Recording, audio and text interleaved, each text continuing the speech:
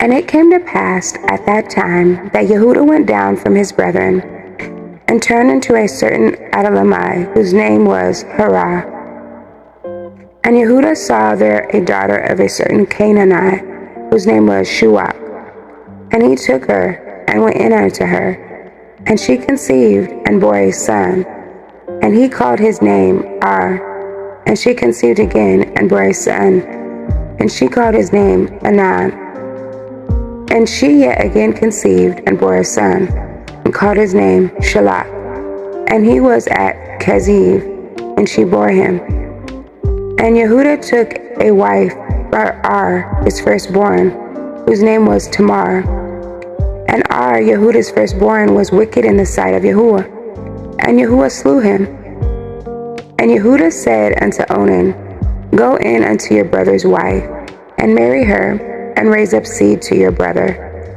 And Onan knew that the seed should not be his. And it came to pass, when he went in unto his brother's wife, that he spilled it on the ground, lest that he should give seed to his brother. And the thing which he did displeased Yahuwah, wherefore he slew him also.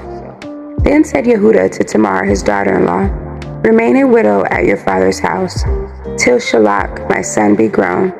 For he said, Lest perchance he die also, as his brethren did. And Tamar went and dwelt in her father's house. And in process of time the daughters of Shuach, Yehuda's woman, died.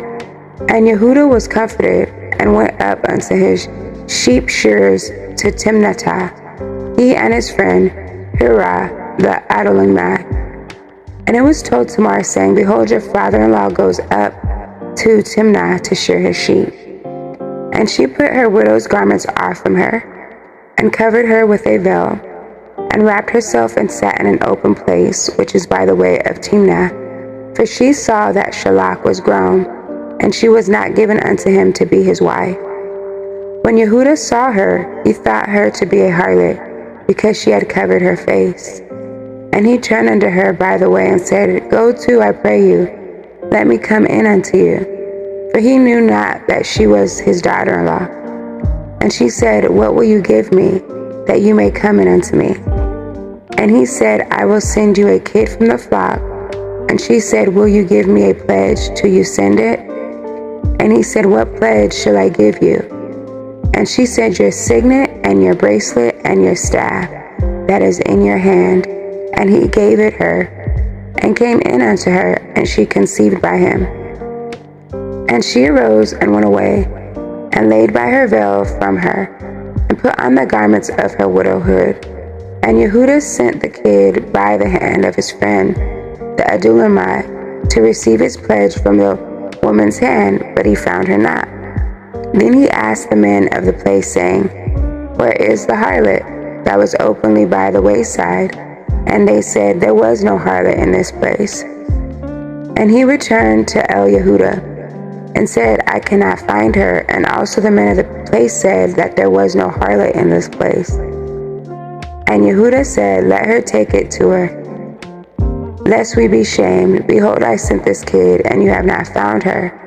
And it came to pass about 3 months after, that it was told Yehuda, saying, Tamar your daughter-in-law has played the harlot, and also, behold, she is with child by whoredom. And Yehuda said, Bring her forth, and let her be burnt.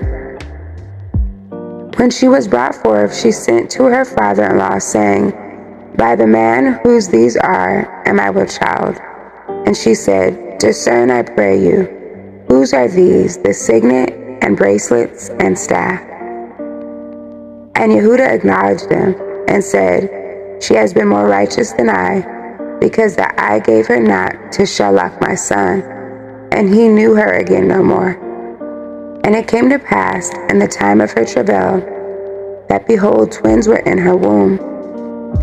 And it came to pass when she travailed, that the one put out his hand, and the midwife took and bound upon his hand a scarlet thread, saying, This came out first. And it came to pass as she drew back his hand, that behold, his brother came out. And she said, How have you broken forth? This breach be upon you. Therefore his name was called Peretz. And afterward came out his brother, that had the scarlet thread upon his hand, and his name was called Zerach.